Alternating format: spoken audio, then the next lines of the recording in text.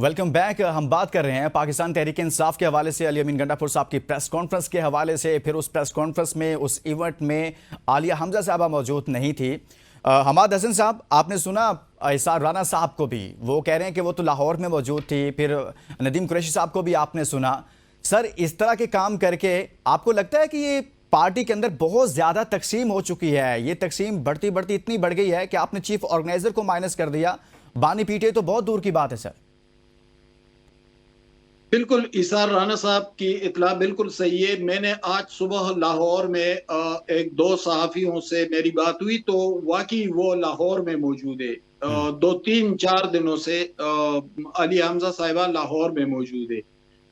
जिस तरह मैंने बात की, बात तो वही है कि मामलात तो एहतजाज और तहरीक से जुड़े नहीं है। अब आते हैं एक और इशू की तरफ। जी। देखिए, अली अमीन गंडापुर अपने पत्ते खेल रहे हैं। आज उन्होंने अपनी प्रेस कॉन्फ्रेंस में मौलाना पर खूब चढ़ाई की सही। और अली अमीन गंडापुर नहीं चाहते कि मौलाना के साथ पीटीआई का इत्तेहाद हो और जरूरत भी कोई खास नहीं है पीटीआई को। नदीम कुरैशी साहब, सर एक तो आलिया हमजा का मामला है, दूसरा ये है कि अब आपने ये जो 90 रोज़ दे दिए हैं, फॉर एग्जांपल आपने कहा कि आप चाहते क्या इन 90 रोज़ में? बानी पीटे की रिहाई चाहते हैं? अगर रिहाई चाहते हैं तो उसका रोड मैप क्या है सर? आपने तो 5 अगस्त की बात की थी, इसमें कोई रोड मैप नहीं दिया गया कि हम फलां जगह पर जलसा करेंगे, वहां से रैली निकालेंगे, वहां से निकलेंगे, वहां पर लोगों को जमा करेंगे, इस सूबे से निकलेंगे। सर कुछ भी नहीं हो रहा ना ये तो फिर।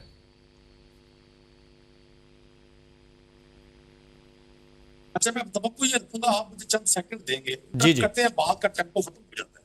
हाँ। पहली बात यह है कि आलिया हमजा साहब उतनी ऑन बोर्ड है जितनी पूरी पाकिस्तान तरीके इंसाफ की बाकी टीम है। हाँ। हमारी अब अपनी स्ट्रेटेजी है। अब हम तमाम चीजें अगर आप आश्कार कर देंगे तो आपको पता है, यहाँ परसों अनाउंसमेंट हुई आलिया अमीन गंडापुर साहब की आमद की और पूरे पंजाब में क्रैकडाउन था। पूरे पंजाब में मुझ समेत हर रुकने असेंबली के घर, हर वर्कर के घर पुलिस पहुंची हुई थी, बाकायदा लिस्टें बनी हुई थी। ये मैं आपको एक चीज बताऊं, यकीनन पाकिस्तान तहरीके इंसाफ पर बड़ा प्रेशर है। पोलिटिकल पार्टी और वो पोलिटिकल पार्टी है जिसको पाकिस्तान की अवाम की अक्सरियत की हमायत हासिल है। और खान साहब की इस कैद की वजह से, इस जाबराना कैद की वजह से ज्यादा प्रेशर है। लेकिन इसका ये मतलब नहीं है, कोई शख्स अगर कहता है अपना गुस्सा या अपने जज्बात का इजहार करता है, वो कहता है जी पार्टी हाईजैक हो गई है, उसको कह सकता है। मैं तो उसकी राय का एहतराम करूंगा। जो मेरे पास इंफॉर्मेशन है और जो मेरे जज्बात है वो मुझे पता है कि हम सब लोग इस वक्त, हमारा टारगेट यही है कि किसी भी तरह हम सब की रिहाई का मतलब सिर्फ एक फर्द की रिहाई नहीं है। हम सब की रिहाई का मतलब है पूरी कौम को रिहा करना। और सर, ये इतना आसान होता है तो पाकिस्तान के जजेस को जो आला तरीन अदालतों में बैठे हुए अपने लिए इंसाफ मांगने के लिए खतरा नहीं करने पड़ते। यहाँ पूरा मुल्क पे बिक रहा है। यहाँ ऑडिटर जनरल की रिपोर्ट आ रही है कि 10 खरब की करप्शन सिर्फ पंजाब में हुई है और जो फेडरल में हुई है वो इसके अलावा किसी की जरूरत नहीं है कोई बात कर सके। एक बुजुर्ग ने पानी में खड़े होकर 2 फिक्रे कहे हैं, उसको उठाकर अगर उसकी स्टेटमेंट जारी करवा दी गई है। तो सारी अगर इतनी आसान हो, ये बातों से सिस्टम बदलना हो, तो ये कभी का बदला होता। ये मुल्क फिर मलेशिया होता सर, ये स्विट्जरलैंड होता, ये पाकिस्तान का होता। मैं आपको गुजारिश कर दूं, पाकिस्तान तहरीके इंसाफ को जितना बड़ा या हुकूमती इस बयानिए का सामना है कि उनकी कोशिश है गवर्नमेंट की, उनके सारे तर्जमान, उनके सारे बही खां, उनके सब चाहने वाले इस एक नुकते को ज्यादा प्रोपेगेट करते हैं कि तहरीक इंसाफ जी मिल गई है। किससे मिल गई? तहरीक इंसाफ तो पाकिस्तान की आवाम से मिली हुई है। ये क्यों 26 अरकान असेंबली पंजाब में मुअत्तल हुए? क्यों उनको इनके खिलाफ नाअहली का रेफरेंस भेजा गया? क्यों 26वीं तरमीम के दौरान पाकिस्तान तहरीक इंसाफ के अरकान को उठाया गया? उनकी फैमिली का ज्यादती की गई। ये किसने फेस की है बातें सारी? ये एक रुकन असेंबली पर जो साल 2 साल के जिन्होंने जेलें काटी हैं, जिनके फैमिली मेंबर्स जेलों में रहे हैं, जिनमें 50-50 मुकदमे, वो कौन लोग थे भाई? वो तहरीक इंसाफ में यही लोग हैं। अब हम एक तरफ से अपने उस दोस्तों का, मुझे किसी की नीयत पर कोई शक नहीं है, मुझे हर शख्स की जज्बात का एहतराम है।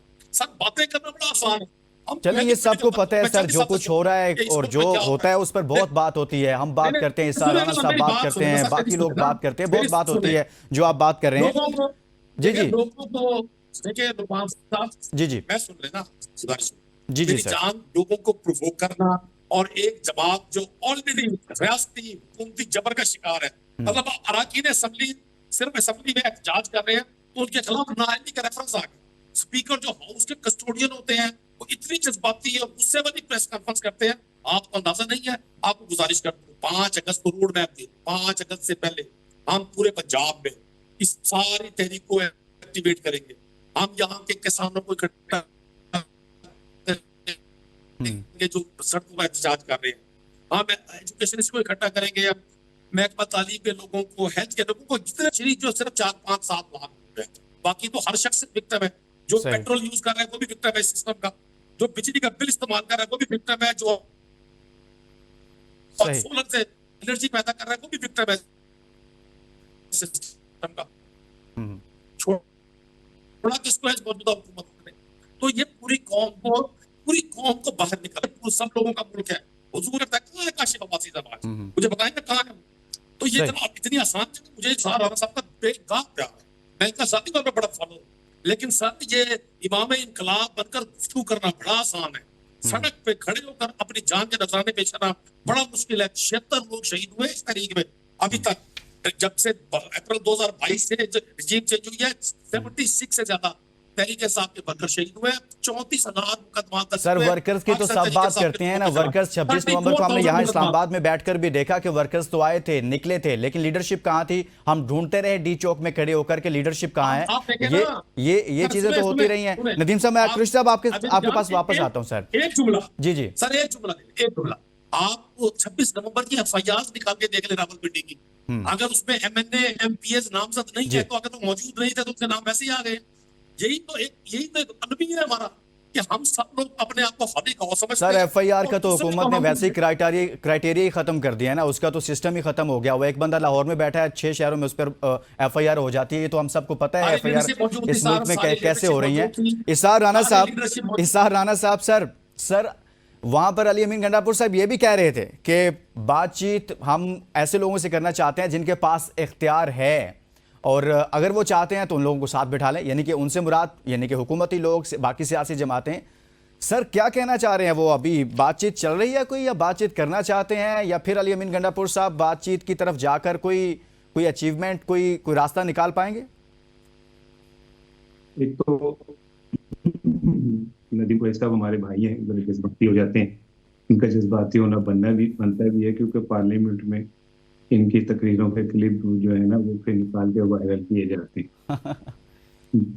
ये कह रहे थे कि जी इनकलाबी बातें करना बहुत आसान है, तो इनसे पूछें कि पाकिस्तान में बैठ के मेरे जैसे लोग कितने हैं जो खुल के हक और इंसाफ की बात कर रहे हैं। ये छोटी बात है, सही। सब तो भाग गए पाकिस्तान से।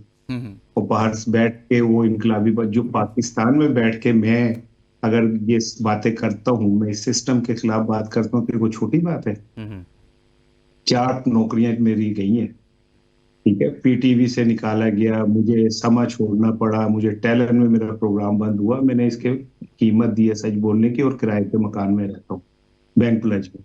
लिहाजा मेरी तब कोई उंगली उठा के ये बात ना करे। ना मैंने कोठी बंगले बनाए, ना मैंने किकबैक्स ली, ना मैंने तरक्याती कामों में अपने कमीशन लिए, ठीक है। मैं एक सादा सिंपल सच बोलने वाली बात करता हूँ, चाहे किसी को अच्छी लगे या बुरी लगे। मुझे बताया कि आलिया हमजा जिसने ये सारा पंजाब में दोबारा से एक्टिव किया, जिसने घर घर जाके वर्करों को मोबिलाइज किया, जिसने रैलियां निकाली, वो लाहौर में हो और उसको आप ना बुलाएं तो इसका क्या मतलब है? हमाद हसन साहब, सर लास्ट सवाल है आपसे, जी। क्वेश्चन है कि सर मौलाना फजलुर रहमान को लेकर अली अमीन गंडापुर साहब बहुत बयान दे रहे हैं और मुसलसल देते हैं। जब भी उनसे, माजी में भी हमने देखा कि जब उनसे बातचीत का टाइम था, मुज़ाकरात हो रहे थे पीटीआई और जेयूआई के, तब भी एक एंड से अली अमीन गंडापुर कुछ ऐसे बयान देते थे, आज भी दिए हैं। ये क्या चल रहा है सर? ये क्यों अली अमीन गंडापुर साहब ऐसा करते हैं? क्या खबर है आपके पास? देखिए ये डेरा इस्माइल खान की मकामी सियासत, इंतजामी मामलात, CNW, irrigation, public health, revenue, इन डिपार्टमेंट्स का झगड़ा है 2 खानदानों के दरमियान। ये कोई सियासी झगड़ा इसको मत समझे। ठीक है। मौलाना के पास मैं जरा खुलकर आपके सामने हकाइक रखता हूँ, मुझे 1 मिनट दीजिएगा जी, जी। लुत्मान। देखिए मौलाना के पास 2002 के बाद जब उनकी हुकूमत आई थी मुत्तहिदा मजलिस अमल की, तो उस वक्त से लेकर महमूद खान के दौर तक, यानी परवेज खटक और महमूद खान ये पीटीआई के चीफ मिनिस्टर थे, लेकिन उस वक्त भी उन्होंने मौलाना को स्पेस फराहम कर दी थी। और वहां पर ये तमाम डिपार्टमेंट्स जो थे मौलाना के भाइयों मौलाना लुत्फुर रहमान और मौलाना ज़ियाउर रहमान के कंट्रोल में होते थे। इक्सियन भी इनके पास आता था, डिप्टी कमिश्नर भी आता था, पटवारी भी आता था, SDO भी आता था, ये तमाम लोग, और इनके हिदायत के मुताबिक मामलात चलते थे। जब अली अमीन गंडापुर वजीर आला बने तो चूंकि मौलाना के मकामी अपोनेंट थे, अब परवेज खटक का ताल्लुक नौशहरा से, महमूद खान का ताल्लुक स्वात से था, उनका तो कोई तसादम ही नहीं था। लेकिन अली अमीन गंडापुर चूंकि मकामी थे, उनके अपोनेंट भी थे, उनके साथ इलेक्शन भी लड़ते रहे, तो अली अमीन के मफादात और मौलाना के मफादात एक दूसरे से मुतसादिम हैं। अब अली अमीन ने तमाम मामलात को अपनी कंट्रोल में ले लिया।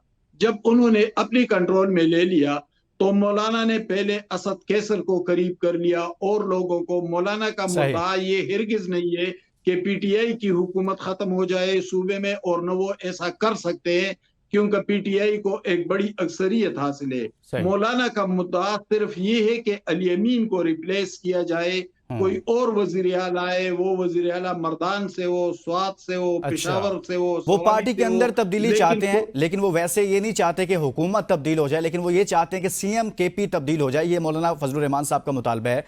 बहुत शुक्रिया। हमाद हसन साहब हमारे साथ मौजूद, तहरीक इंसाफ के रहनुमा नदीम कुरैशी साहब हमारे साथ मौजूद रहे, और सीनियर तज्ज़ियाकार इसार राना साहब हमारे साथ मौजूद रहे। आप सबका बहुत शुक्रिया। आज के प्रोग्राम में हमने बात की है अली अमीन गंडापुर साहब की प्रेस कॉन्फ्रेंस के हवाले से, जिसमें वो 90 दिन की बात कर रहे हैं। इन 90 दिन में क्या होने जा रहा है, हमारे पैनलिस्ट ने इस पर राय भी दी है, लेकिन बज़ाहिर ऐसे लग रहा है जैसे हमारे पैनलिस्ट कह रहे थे कि जो 5 अगस्त का नाम लिया जा रहा था, जो कहा जा रहा था कि कासिम और सुलेमान आ रहे हैं, कुछ होने जा रहा है बानी PTI की रिहाई से मुतल्लिक, वो सब ऐसे लगता है कि वो पस से पुष्ट जा रहा है।